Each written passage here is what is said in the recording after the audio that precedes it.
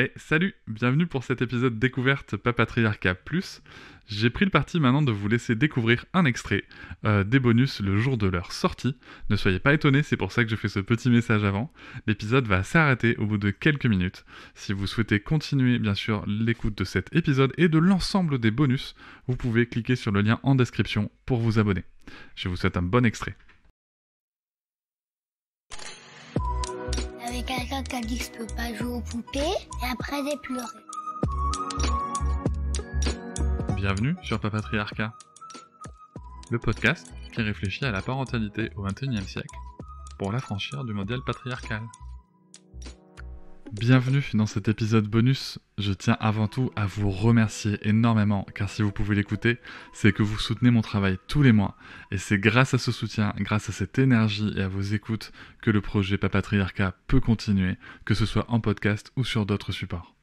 Et je vais maintenant vous laisser tranquillement découvrir ce contenu exclusif, et je vous souhaite une très bonne écoute.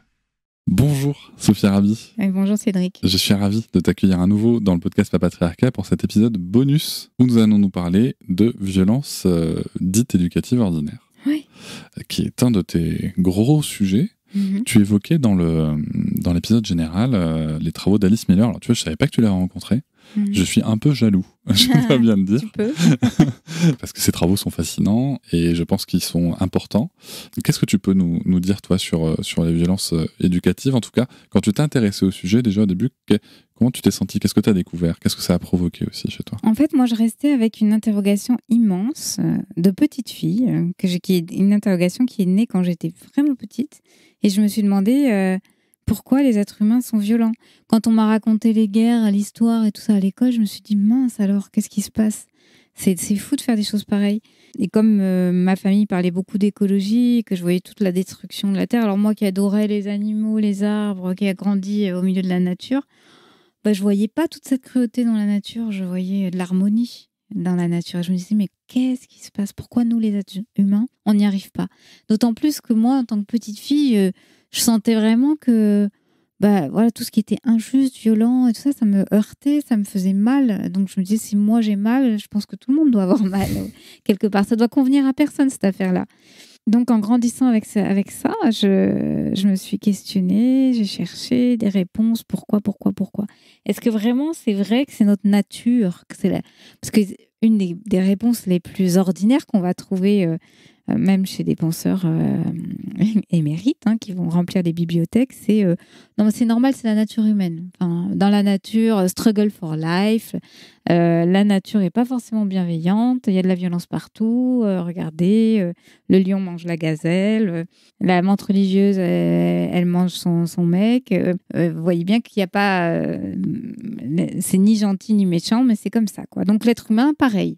Il est violent, mais c'est comme ça fait partie de sa condition.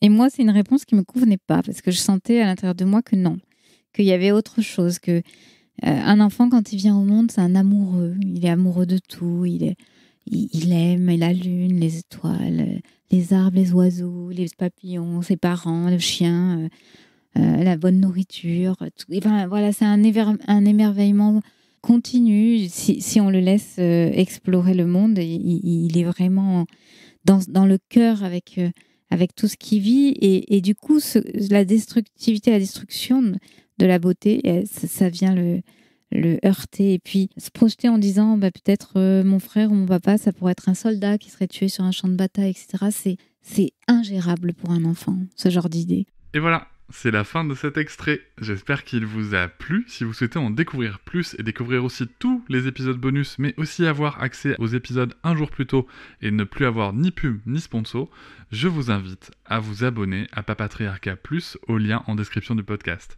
Je vous souhaite une très belle journée. Je vous remercie de m'avoir écouté. Je vous invite à vous abonner et nous pouvons aussi nous retrouver sur Facebook, Instagram et sur le blog papatriarcat.fr. À bientôt.